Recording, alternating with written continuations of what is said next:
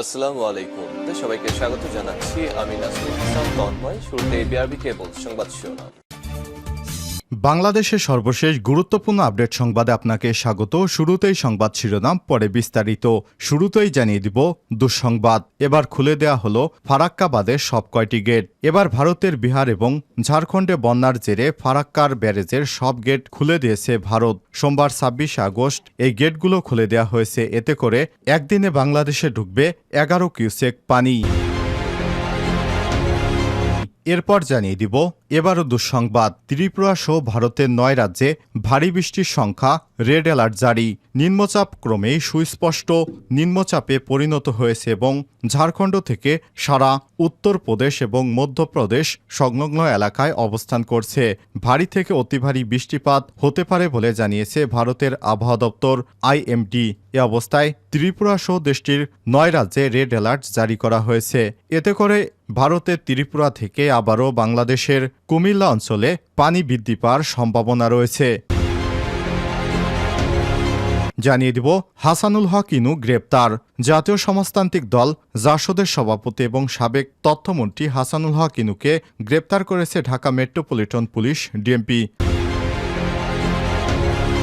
জানিয়ে দিব আনসার বিশৃঙ্খলা নেতৃত্বে স্বেচ্ছাসেবক লীগ নেতা কাদের। চাকরি জাতীয়করণের দাবিতে গত কয়েকদিন ধরেই আনসার এবং গ্রাম প্রতিরক্ষা বাহিনীর সদস্যরা আন্দোলন করে আসছিলেন। এই আন্দোলনের ধারাবাহিকতায় রোববার ২৫ আগস্ট সচিবালয়ে প্রবেশ করে সারাদিন সকল কর্মকর্তা কর্মচারীদের অবরুদ্ধ করে রাখে আনসার সদস্যরা।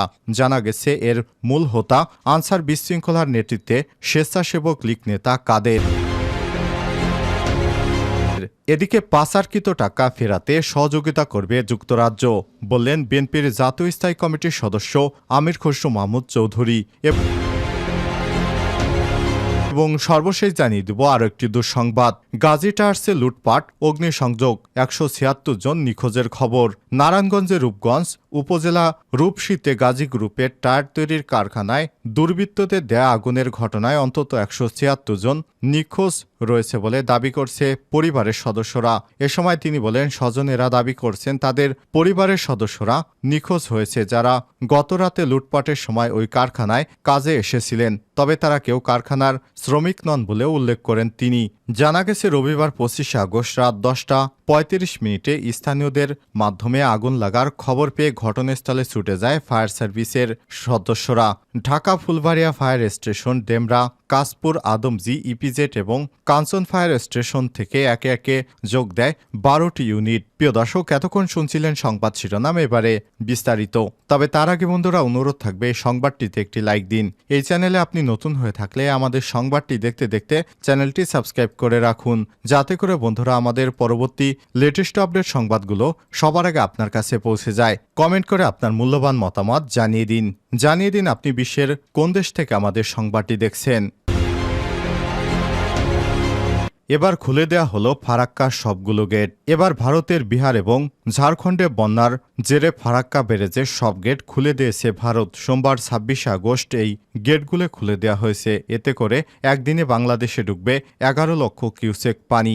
নদ নদী বিষয়ক গবেষণা প্রতিষ্ঠান রিভাইরাইন পিপলের পরিচালক এম আনোয়ার হোসেন গণমাধ্যমকে জানান, ফারাক্কার গেট খুলে দেয় খবরটি আমাদের জন্য বিপজ্জনক। এর ফলে আমাদের রাজশাহী, চাঁপাইনবাবগঞ্জ, পাবনা, সিরাজগঞ্জ, কুষ্টিয়া, রাজবাড়ী, মানিকগঞ্জ আশপাশের জেলাগুলো প্লাবিত হবে বলে আশঙ্কা প্রকাশ করা হচ্ছে। সোমবার বাঁধ কর্তৃক জানানো হয়েছে, প্রতিবেশী দুই রাজ্যের বন্যার জেরে পানির চাপ বাড়ছে ফারাক্কা বাঁধে। তবে স্বস্তির বিষয় হলো এখনও নেপাল থেকে পাহাড়ি ঢল নামেনি। ফারাক্কা বাঁধ এলাকায় পানি বিপদসীমার ৭৭.৩৪ মিটার উপর দিয়ে বইতে থাকায় বাধ্য হয়ে গেটগুলো খুলে দেওয়া হয়েছে। সেক্ষেত্রে ফিডার ক্যানেলেও পানির পরিমাণ বাড়ানো হয়েছে।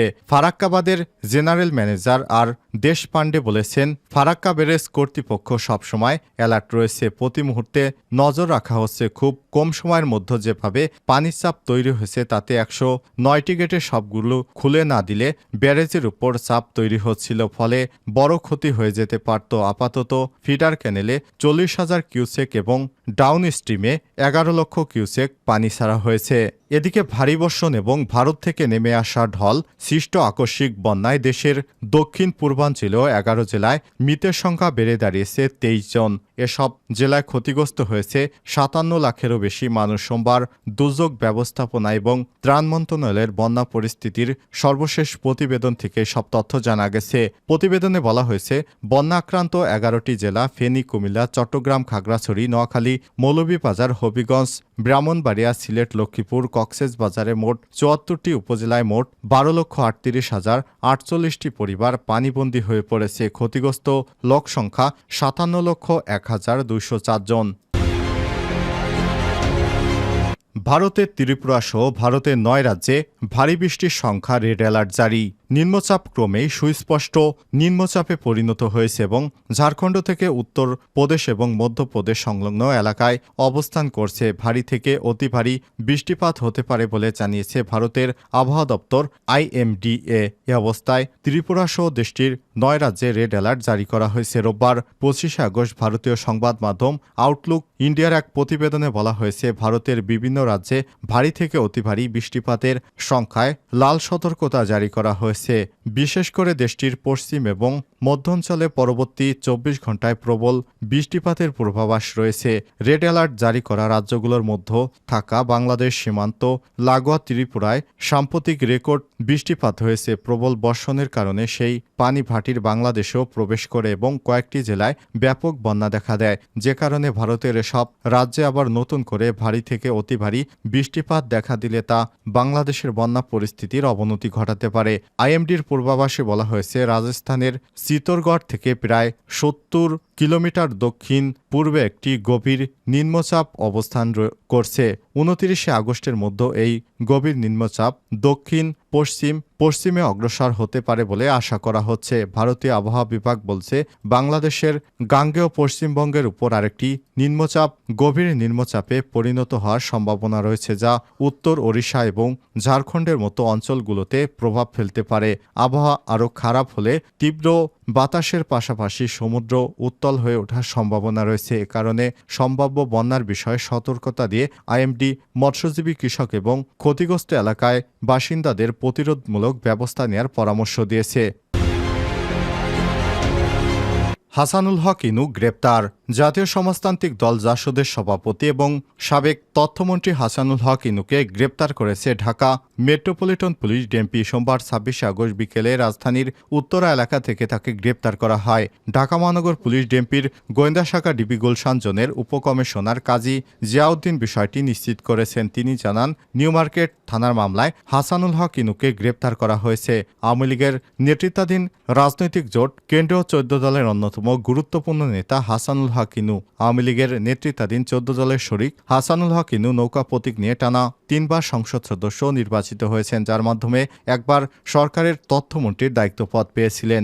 এর আগে গত ২২শে আগস্ট কেন্দ্রীয় ১৪ দলের আরেকটি গুরুত্বপূর্ণ নেতা বাংলাদেশ ওয়ার্কার্স পার্টির সভাপতি রাশিদ খান মেননও গ্রেপ্তার হন। বৃহস্পতিবার ২২শে আগস্ট সাবেক বিচারপতি HM শামসুদ্দিন চৌধুরী মানিক ও জাতীয় সমাজতান্ত্রিক দল জাসদের সভাপতি হাসানুল হক ইনু এবং ওয়ার্কার্স পার্টির সভাপতি রাশিদ খান মেননের বিরুদ্ধে জিয়া পরিবারের বিরুদ্ধে বিরূপ মন্তব্য করার অভিযোগে একটি মামলা দায়ের করা হয়েছে। এদিকে গত ৫ই আগস্ট আওয়ামী লীগ সরকারের পতনের পর সারা দেশে বিভিন্ন জায়গায় ইনুর বিরুদ্ধে একাধিক হত্যা মামলা দায়ের করা হয়েছে। এসব হত্যা মামলার পরিপ্রেক্ষিতে জাসদের পক্ষ থেকে শুক্রবার ২৩শে আগস্ট প্রতিবাদ জানায়। প্রতিবাদে উল্লেখ করা হয়, অত্যন্ত সুস্পষ্ট এবং দৃঢ়তার সঙ্গে বলতে চাই, দেশে দীর্ঘদিন বিভাজিত রাজনীতিতে হাসানুল হক ইনু দলগতভাবে একটি রাজনৈতিক পক্ষের অবস্থান থাকলেও বৈষম্যবিরোধী ছাত্র আন্দোলন নিয়ে আন্দোলনকারীদের বিপক্ষে কোনো বক্তব্য বা বিবৃতি বা অবস্থান গ্রহণ করেননি।